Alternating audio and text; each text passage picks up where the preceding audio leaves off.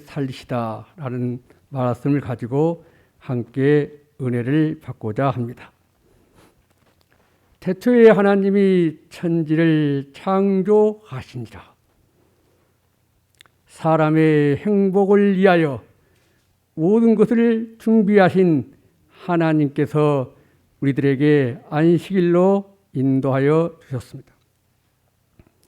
하나님이 가라사대 빛이 있으라 하심에 빛이 있었고 그 빛이 하나님의 보시기에 좋았더라.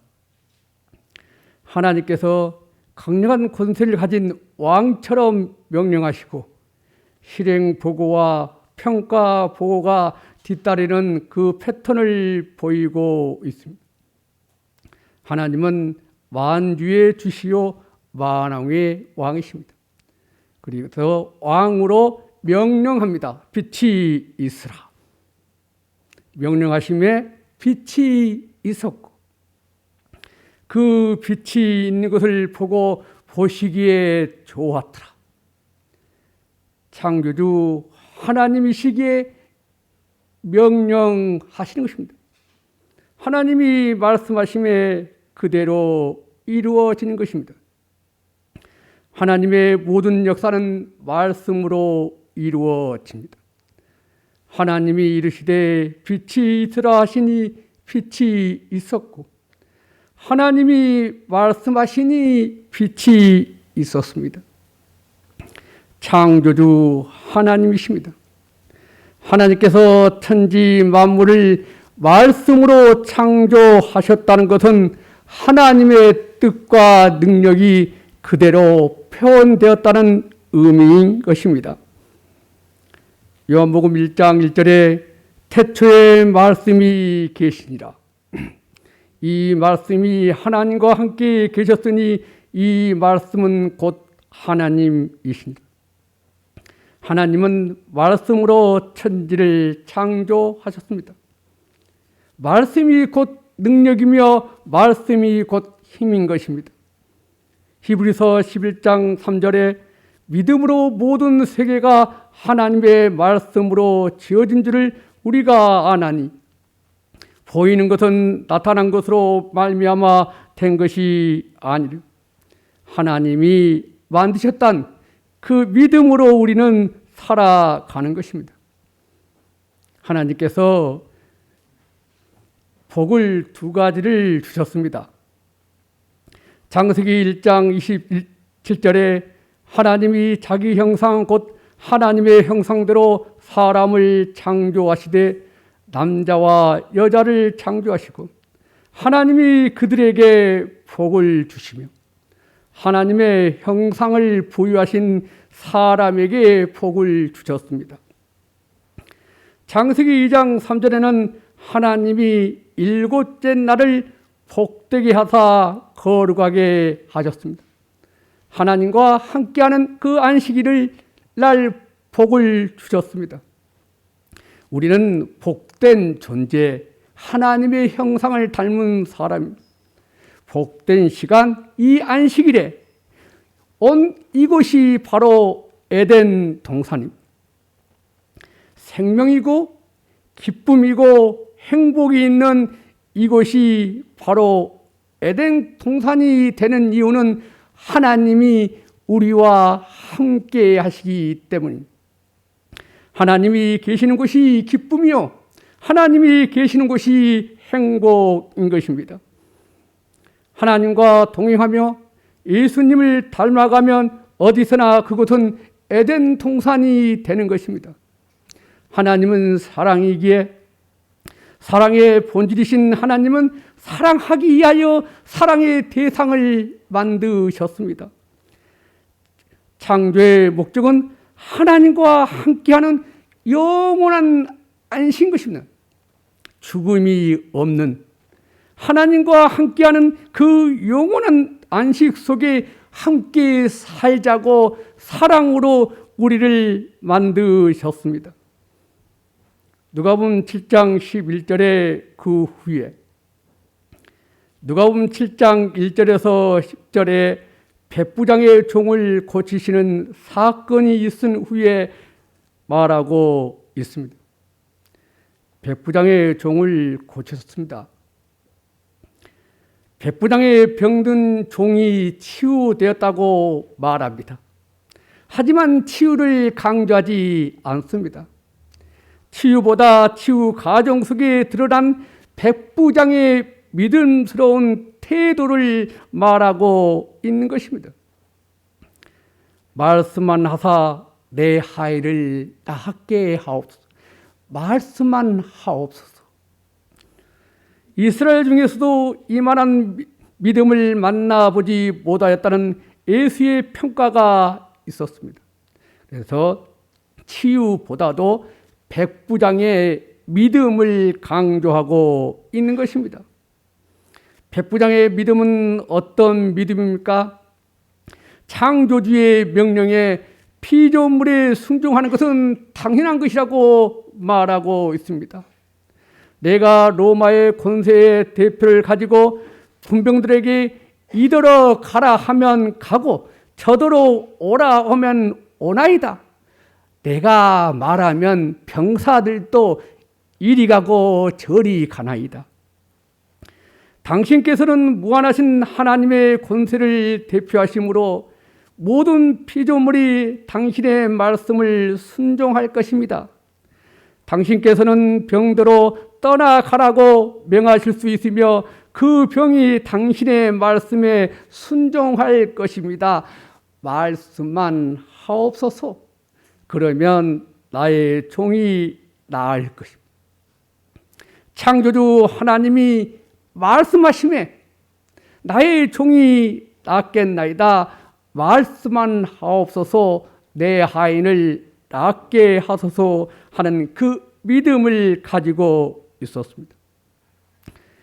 오늘 두 번째 단락은 누가복음 7장 11절에서 17절에 가부의 아들을 살리시듯 죽은 아들, 죽었던 자가 일어났습니다. 그 안에 주님의 말씀이 무엇입니까? 가부에게 하신 주님의 말씀은 울지 말라. 청년에게 한 주님의 말씀은 일어나라 말씀하셨습니다. 종의 치유보다 백부장의 믿음을 부각한 앞의 일화와 다르게 죽은 아들을 살리게 할 만한 가부의 어떤 행위나 믿음이 나오지 않습니다. 예수님은 어떤 이유도 없이 가부를 불쌍히 여기며 울지 말라 말하시고 죽은 아들을 향해 일어나라 말씀하십니다. 예수께서 가버나움에서 나인성으로 가셨습니다. 주님은 40km를 걸어서 나인성에 이르렀습니다. 나인성. 나이란 말은 편하다, 즐겁다, 아름답다, 예쁘다.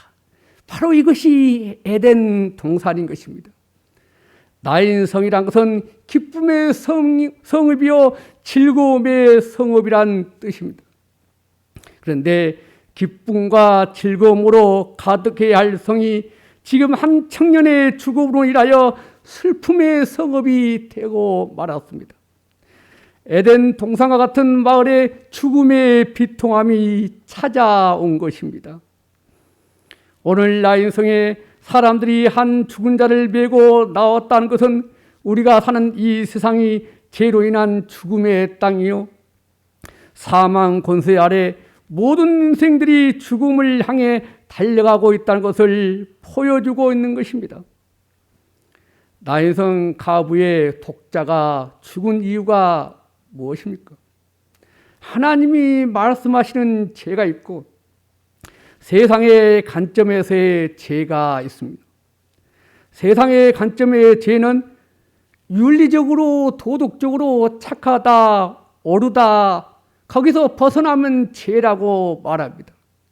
그런데 착한다고 그 사람이 착하다고 윤리적으로 도덕적으로 흠이 없다고 안 죽습니까? 그런데 죽습니다. 하나님이 말씀하시는 죄는 관계의 삶 속에 파괴된 관계가 바로 죄라고 말합니다. 그러므로 모든 인간은 죽습니다. 그 죽음의 원인은 바로 죄인 것입니다.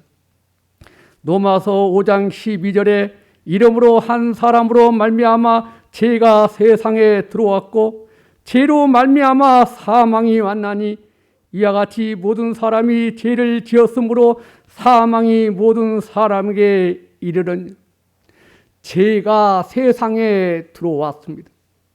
그 다음에 사망이 일어나는 것입니다. 죄가 먼저입니다. 죄 때문에 사망이 온 것입니다. 하나님이 말씀하시는 죄는 하나님의 말씀을 불순종하는 것이 죄인 것입니다. 창세기 2장 16절에 여호와 하나님이 그 사람에게 명하여 가라사대 동상 각종 나무의 실과는 네가 임의로 먹되 선악을 알게 하는 나무의 실과는 먹지 말라. 내가 먹는 날에는 정령 죽으리라. 금지의 명령이 하나입니다. 하나. 그 밖에는 무한한 자유가 주어졌습니다. 자유의지가 한 가지만 제한되어 있습니다. 먹지 말라. 하나님을 창조주로 인정하라는 것입니다. 하나님과 인간의 관계는 믿음의 관계에서 만들어지는 언약적 관계인 것입니다. 선악과를 따먹지 말라. 창조주와 피조물의 관계를 확인하라는 명령인 것입니다. 이 관계를 유지하는 것이 바로 신뢰 믿는 것입니다. 선악과의 의미는 사람의 정체성입니다. 하나님이 인간을 창조하셨다. 하나님은 창조주 하나님이시다. 사랑의 대상은 우리를 존귀한 대상으로 만드셨습니다. 그리고 자유의 의지를 주셨습니다. 무리한 요구가 아닙니다. 딱 하나입니다. 선악을 알게 되면 자신이 선악을 판단한다는 것입니다. 선은 좋은 것입니다. 그런데 우리가 악한 것을 알아서 무엇 하겠습니까? 악한 것은 알아봤자 별로 좋은 것이 없습니다. 우리에게 죽음만 줄 뿐입니다.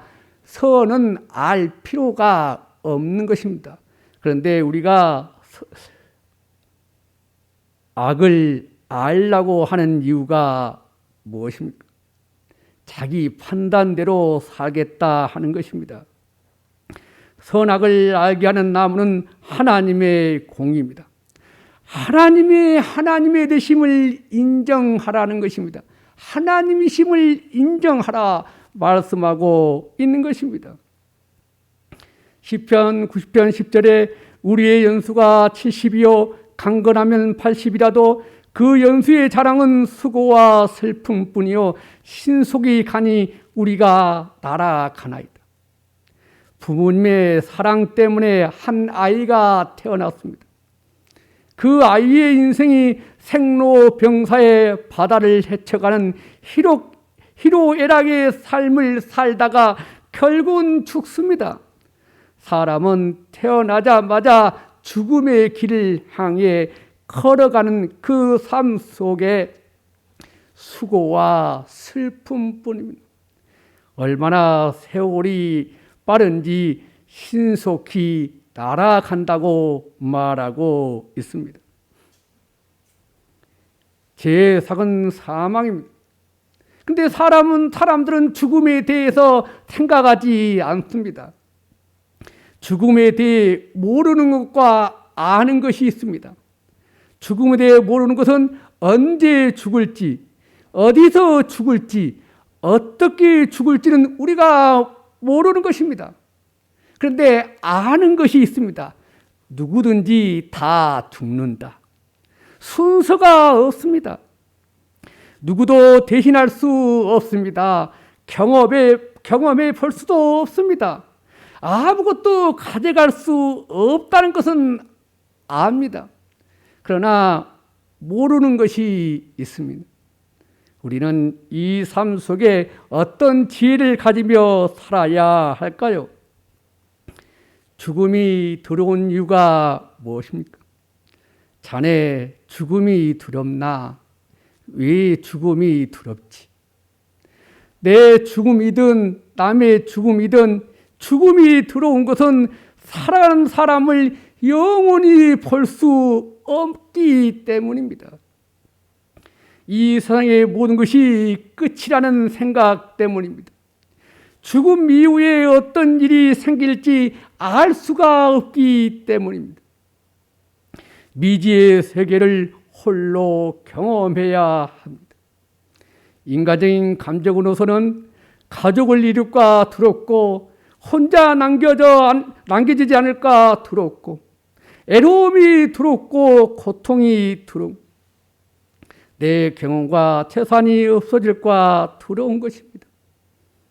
그래서 눈 감지 못하는 사람들이 있는 것입니다. 성문에 가까이 오실 때 사람들이 한 죽은 자를 메고 나오니 이는 그 어미의 독자요 어미는 가부라. 이 어머니의 슬픔을 다윗 왕이 표현해 주었습니다. 내 아들 압살롬아, 내 아들 압살롬아, 내가 너를 대신하여 죽었더라면 좋았을 것을. 아이고 압살롬아, 내 아들아, 내 아들. 가부가 이렇게 우는 것입니다. 남편도 떠나보냈고 이제는 하나뿐인 그 자식도 내보내야 하는 그 어머님의 슬픔, 내가 너를 대신하여 죽었더라면 좋았을 것을 울부짖을 수밖에 없는 것입니다.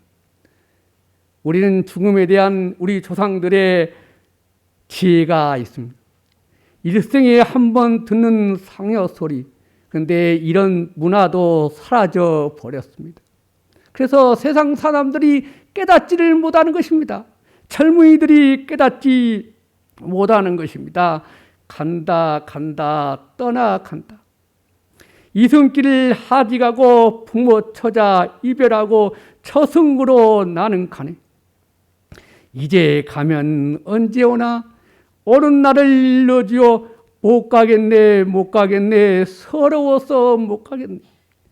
일가지청 많다고 해도 어느 일가가 대신 가라. 친구 벗이 많다 해도 어느 친구 대신할 수 없습니다. 그런데 우리가 여기서 배워할 기회가 있습니다. 이제 가면 언제 오나? 가면 못 온다는 것입니다. 제발 알려달라는 것입니다. 못 간다는 것입니다. 그 사랑하는 사람을 만나보고 싶어도 못 갑니다. 서러워서 나는 못 갑니다. 그러니 죽은 자가 내려오라는 것입니다. 우리는 못 가니까 죽은 그 사람이 내려와서 만나자고 말하는 것입니다. 이게 세상 사람들이 말하는 죽음인 것입니다. 우리는 못 가니 네가 내려오라.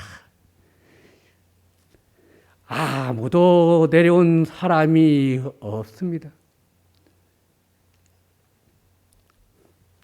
우리는 그런데 두 행렬이 있습니다. 사망의 대열에 슬픔을로 울고 있는 그 가부의 대열이 있는가 하며 예수님 있기에 생명의 대열이 있습니다.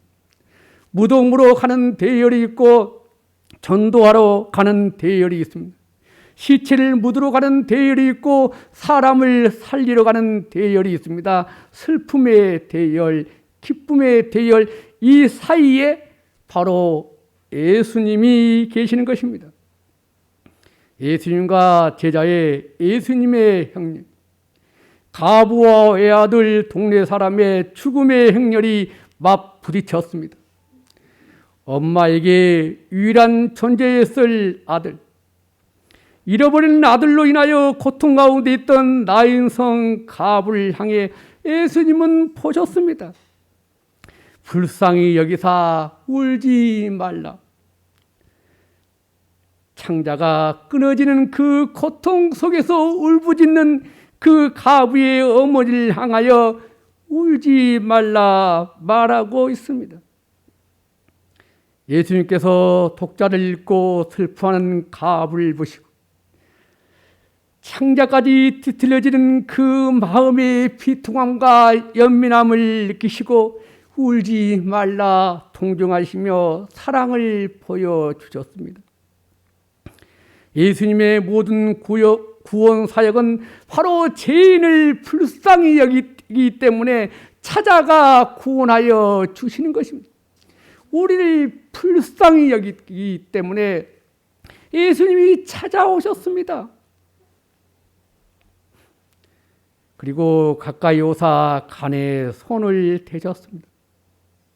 민수기 19장 11절에 사람의 시체를 만진 자는 7일이 부정합니다. 율법에 의하면 죽은 자의 간에 손을 닿으면 부정한 것으로 간주됩니다. 왜냐하면 죽음은 죄의 결과이기 때문에. 내 사랑이 많으신 예수님은 그 사랑의 법으로 이 율법을 초월하셨습니다. 그리고 예수님이 말씀하십니다. 청년아, 내가 내게 말하노니 일어나라. 예수께서는 지금 죽어있는 청년에게 마치 그가 듣고 순종할 수 있는 것처럼 지금 잠자고 있는 사람에게 말씀하시듯 일어나라 말씀하셨습니다. 죽은 자에게 일어나라고 말할 수 있는 분은 오직 창조주 하나님뿐입니다. 죽었던 자가 일어앉고 말도 하거늘 누가는 죽었던 자가 다시 살아났다는 증거로 일어나 앉고 말도 하였다고 기록하고 있습니다. 죽은 자가 일어나 앉고 말도 했다는 것입니다. 살았다는 증거인 것입니다. 이 가부에게 아들이 돌아왔습니다. 그래서 시편 30편 11절에 주께서 나의 슬픔을 변하여 춤이 되게 하시며 나의 벼옷을 벗기고 기쁨으로 띠띠우셨나이다. 가부에게는 더 이상 비와 고통이 없습니다. 아들을 다시 찾은 그 기쁨, 자비로우신 예수님을 만난 그 희열, 그는 춤을 추었습니다. 기뻐했습니다. 이 이야기는 반으로 단순하게 사람을 살리신 예수님이란 그런 단순한 주제가 아닌 것입니다. 슬픔을 변하여 기쁨이 되게 하시는 분입니다. 누가 그렇게 하실 수 있습니까? 인생의 슬픔을 기쁨으로 바꾸시는 분은 창조주 하나님이십니다. 일어나라 말씀하신 창조주 하나님이 그 가부의 슬픔을 불쌍히 여기사 기쁨으로 되돌려 주셨습니다. 누가 그렇게 하십니까? 창조주 하나님이십니다. 그러자 사람들의 반응이 나타났습니다. 하나님께 영광. 하나님께 영광을 돌렸습니다. 그런데 이 사람들이 하나의 단점이 있습니다. 믿음이 없습니다. 모든 사람이 두려워하며 하나님께 영광을 돌려 가로되 큰 선지자가 우리 가운데 일어나셨도다. 전에 보지 못한 큰 이적을 목격한 무리들은 예수님을 한 위대한 선지자로 보았습니다. 그렇게 칭한 이유는 엘리야와 엘리사 같은 구약의 선지자가 행한 일과 같은 일을 행했기 때문입니다. 엘리야 선지자가 사루밧 가부에 죽었던 아들을 다시 살려주셨습니다. 엘리사 선지자 역시 수렙 여인의 죽었던 아이들을 다시 살려주셨습니다. 엘리야와 엘리사는 모두 예수님의 모형으로서 예수님이 오셔서 죽은 자들을 살려주실 메시아의 표적에 대한 예표적인 사건을 그들에게 보여준 것입니다. 메시아에 대한 예표적인 사건은 백부장을 종을 치료하고 가부를 살리는 그 일하는 엘리사와 엘리야 이야기를 연상시킵니다. 나만 장군을 치유하시고 사렙밭 가부의 아들을 살리고 수렙 아들을 살아내게 하는 것처럼 백부장의 종이 치유받고 가부의 아들이 살아난 그 선지자의 사건을 보면서 메시아의 사건이 어떤 것인가를 보여주는 것입니다. 그런데 그들은 선지자는 알아봤을 때 거기에 더 나아가 메시아를 알아보지 못했던 것입니다. 큰 선지자가 우리 가운데 일어나셨다. 가부의 아들 살리셨습니다. 그런데 그들은 큰 선지자가 우리 가운데 일어나셨다고 말하고 있습니다. 그때 사람들이 예수님을 어떻게 생각했는가를 마태복음 16장 13절에서 16절에 나와 있습니다. 예수님께서 사람들이 인자를 누구라 하느냐? 가로되 침례 요한, 엘리야, 에레미야나 선지자 중에 하나라고 말하고 있습니다. 그래서 이들이 큰 선지자가 우리 가운데 일어났다고 고백하고 있습니다. 그래서 예수님은 베드로에게 묻습니다. 너는 나를 누구라 하느냐? 주는 그리스도시요 살아계신 하나님의 아들이신. 얼마나 아름다운 고백입니까? 가부의 아들을 살리신 그 하나님이 주는 그리스도시요 살아계신 하나님의 아들이라고 영광을 돌려야 하는데 그들은 큰 선지자로만 알고 있었다는 것입니다. 사랑하는 성도 여러분, 오늘날 우리 모두가 영적으로는 나의 인생에 사는 한 가부요 또는 죽은 아들과 같은 인생들입니다. 기쁨과 즐거움의 성이 되어야 할 나의 성이 죽음으로 인해 슬픔의 성이 된 것처럼 이 세상은 기쁨과 행복, 평화의 세상이 아니라 죄로 인해 온갖 수고와 슬픔, 죽은 일만 가득한 세상이요 자고 일어나면 날마다 죽음의 소식이 들려오는 사망의 땅인 것입니다. 그래서 하나님을 알고 있으되 믿지 않는 유명인들이 죽으면서 남긴 말이 있습니다. 나는 내 때가 되기 전에 죽는다. 이제 내 몸은 다시 흙으로 돌아간 것이다. 세계의 명장이라도 불렸던 내 운명도 이런 것이구나. 나폴레옹. 죽는다. 나는 하나님과 사람으로부터 버림을 받았다. 당신이 내게 6개월만 생명을 연장시켜준다면 나에게 가치 있는 모든 것의 절반을 주겠소. 나는 두려운 지옥에 가게 되어 오 그리스도여 볼테르. 내가 이 세상을 다 가지고 있다면 그것을 하루치의 생명과 바꾸겠다. 하루만이라도 더 살고 싶다. 토마스 홈스. 이 유명한 사람들이 그리스도를 알았습니다.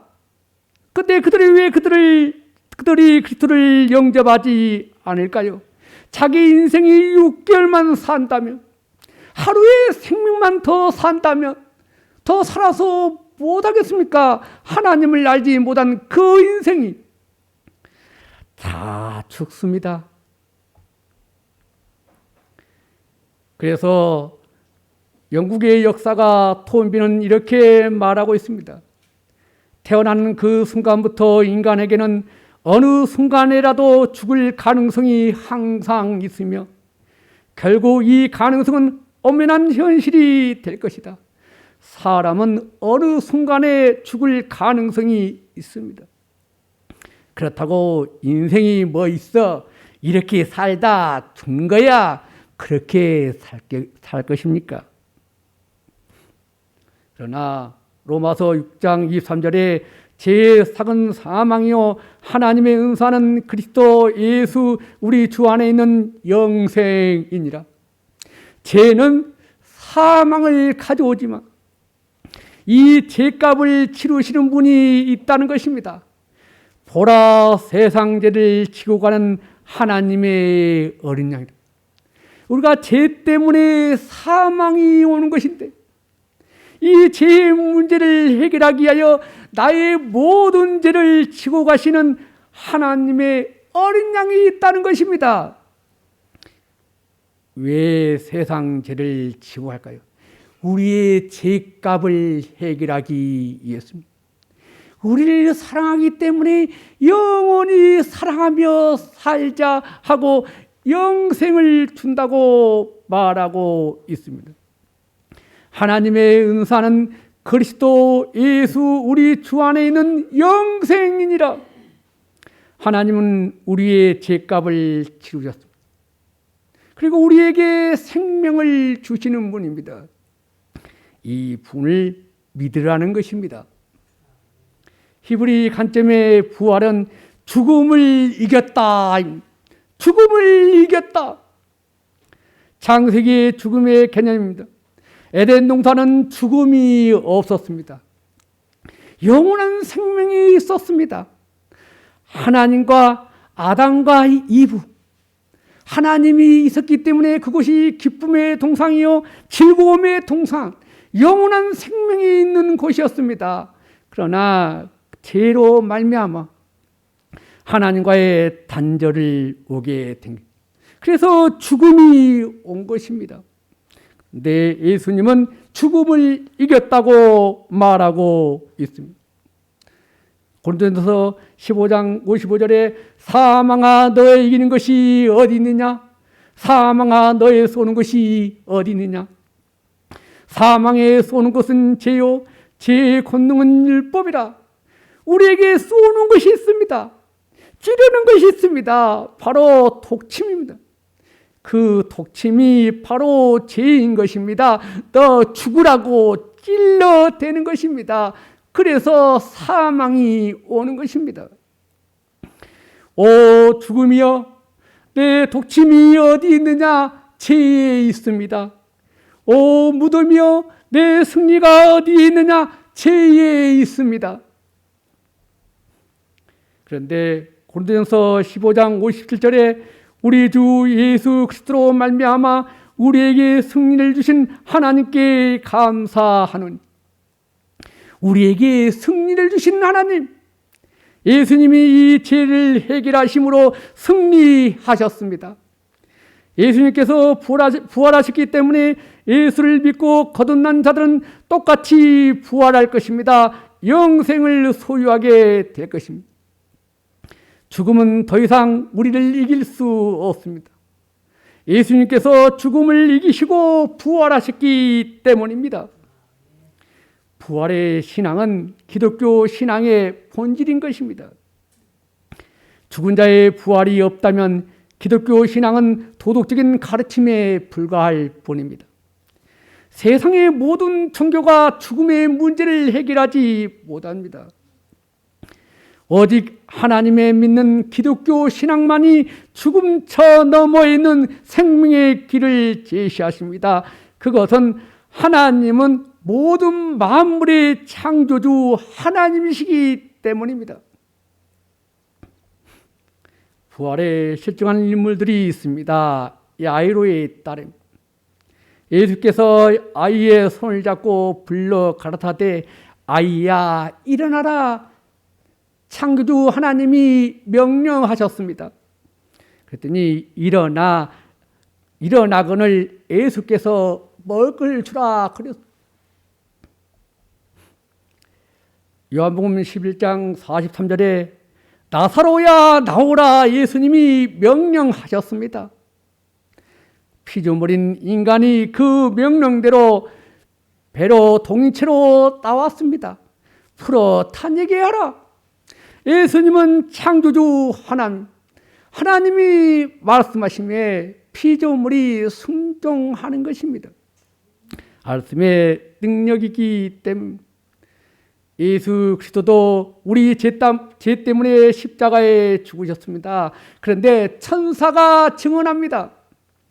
그가 여기 계시지 않고 그의 말씀하신 대로 살아나셨느니라. 그가 살아나셨고 여기 계시지 아니하니라. 보라, 그를 두었던 것이니라. 여기 계시지 않고 살아나셨느니라. 천사가 우리들에게 예수님의 부활을 증언하고 있는 것입니다. 예수님은 부활하셨습니다. 그런데 사람들은 고린도전서 15장 12절에 그리스도께서 죽은 자 가운데서 다시 살아나셨다 전파되었거늘 너희 중에 어떤 이들은 어찌하여 죽은 자 가운데서 부활이 없다 하느냐. 사람이 죽었다 다시 살아나는 것. 성경적 개념의 부활이란 영원한 생명을 소유하게 되는 것. 죽음을 이기고 부활했던 것은 영원히 죽지 않는다는 그 의미에 바로 영생인 것입니다. 영원히 살라 명령하는 것입니다. 예수께서 가라사대 나는 부활이요 생명이니 나를 믿는 자는 죽어도 살겠고 무릇 살아서 나를 믿는 자는 영원히 죽지 아니하리니 이것을 네가 믿느냐? 우리에게 질문하고 있습니다. 주는 그리스도시요 세상에 오시는 하나님의 아들인 줄 내가 믿나이다. 예수님이 말씀하시는 것, 내가 믿음으로 받아들이는 것입니다. 그런즉 누구든지 그리스도 안에 있으면 새로운 피조물이라. 이전 것은 지나갔으니 보라 새 것이 되었도다. 예수님이 우리 죄 때문에 십자가에 죽으셨습니다. 그리고 부활하고 승천하셨습니다.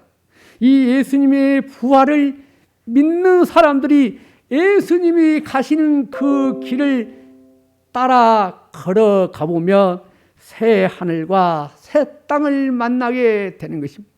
그것이 예수님이 계신 곳이기 때문에 죽음이 없는 것입니다. 우리는 예수님이 주신 이 부활의 놀라운 소식을 믿고 하나님이 가시는 그 길을 따라가면 바로 그곳이 에덴 동산인 것입니다. 데살로니가전서 4장 16절에 주께서 호령과 천사장의 소리와 하나님의 나팔로 친히 하늘로 쫓아 강림하시니 그리스도 안에서 죽은 자들이 먼저 일어나고 그 후에 우리 살아남은 자도 저희와 함께 구름 속으로 끌어올려 공중에서 주를 영접하게 하시리니 그리하여 우리가 항상 주와 함께 있으리라. 주와 함께 있으리라. 얼마나 놀라운 말씀입니까? 주와 함께 있는 것. 그것이 바로 에덴 동산인 것입니다. 그래서 하나님을 사랑하면서 살았던 분들이 죽으면서 남긴 말이 있습니다. 땅이 물러간다. 천국이 열린다. 내 하나님께서 나를 부르시는구나. 나는 간다. 나를 붙잡지 말라. 뭐디? 하나님께서 나를 부르신다. 그 가는 길을 붙잡지 말라. 나는 간다. 이 세상에서 가장 고귀한 분 하나님께서 나와 함께 하신다. 존 웨슬리. 더 나은 세상이 열리고 있다. 죽음이야말로 아름답고 귀한 곳이구나. 캔더린 부스. 예전에 헤어졌던 친구들 만나게 된다를 생각하니 너무나 기쁘다. 우리 하나님 아버지 집에서 만나면 다시는 이별이 없을 것이다. 바로 저 뜻. 하나님을 믿는 사람의 신앙의 고백입니다. 하나님이 계신 곳에 나를 기다린다. 내가 그곳에 가니 붙잡지 말라. 태양빛보다 더 밝은 것. 땅에서 이별한 친구들 천국에서 올라가 다 만나겠네. 인간의 괴로움이 끝나고 이별의 눈물이 없겠네. 며칠 후 요단강 건너가 만나. 세상 사람들은 오라는 것입니다. 우리는 간다는 것입니다. 우리는 요단강 건너가서 만날 테니까 천국에서 기다리라는 것입니다. 세상 사람들의 상여가 더 좋습니까? 내려오라 하겠습니까? 그 썩은 몸이 내려와서 뭐 하겠습니까? 우리는 가야 합니다. 그곳에 있으라는 것입니다. 우리는 요단강 건너가서 만날 것입니다.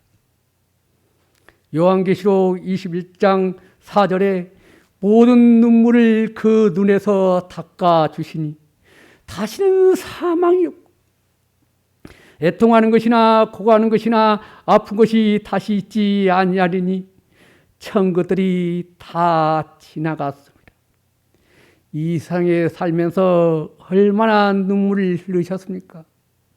예수님께서 우리의 눈물을 닦아주십니다.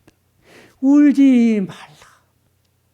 갑을 향하여 울지 말라 말씀하신 것처럼 우리도 하나님과 함께 계신 그곳에서 이 세상에 살면서 슬픔과 고통 속에서 얼마나 괴로워했느냐. 그리고 다 없다. 우리의 눈물을 닦아주십니다. 우리의 눈물을 닦아주신 그것이 바로 에덴 동산 하나님이 있는 것입니다. 가부의 슬픔을 기쁨으로 바꿔주는 것처럼 우리 인생의 슬픔을 기쁨으로 바꿔주시는 분이 바로 창조주 하나님이요 부활의 하나님이십니다. 우리는 이 하나님을 바라보며 뚜벅뚜벅 전진하며 걸어가며 살아가는 우리 무등교회 성도들이 되기 간절히 바랍니다. 하늘에 계신 우리 아버지, 믿음의 주여 온전케 하신 예수를 바라보며 어린 양이 어디로 인도하든지 따라갈 수 있도록 우리를 인도하여 주시옵소서. 우리를 사랑하신 예수님 있는 곳에 우리도 가기 원합니다. 예수님을 만나기 원합니다. 나의 인생의 슬픔의 눈물을 닦아주신 예수님, 예수님 안에 품에 안기고 싶습니다. 하나님, 우리를 그곳으로 인도하여 주시옵소서. 주님의 크신 사랑과 은혜에 감사하며 우리 주 예수님 이름으로 기도하옵나이다.